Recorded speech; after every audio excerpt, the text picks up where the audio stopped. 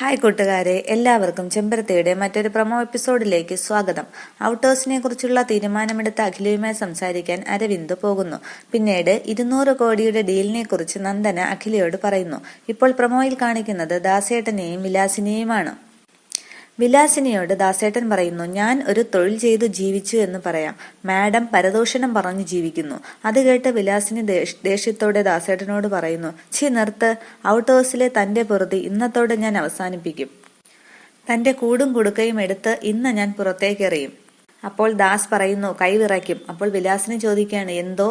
വീണ്ടും ദാസ് പറയുകയാണ്, കൈവിറയ്ക്കും. മാഡത്തിന് അത്രയ്ക്ക് ധൈര്യമുണ്ടെങ്കിൽ ഒന്ന് അതെടുത്ത് എറിഞ്ഞു നോക്ക്, അപ്പോൾ കാണാം. ദാസിന്റെ പെട്ടെന്നുള്ള ദേഷ്യഭാവത്തിൽ പതറി നിൽക്കുകയാണ് വിലാസിനി. പിന്നീട് വിലാസിനി മിണ്ടാതെ നിൽക്കുകയാണ്. ഇത്രയുമാണ് ഈ പ്രൊമോയിൽ കാണിക്കുന്നത്. പ്രൊമോ ഇഷ്ടമായെങ്കിൽ ലൈക്ക് ചെയ്യുക, കമന്റ് ചെയ്യുക. ഇഷ്ടപ്പെട്ടില്ലെങ്കിൽ ഡിസ്ലൈക്ക് ചെയ്യുക. താങ്ക്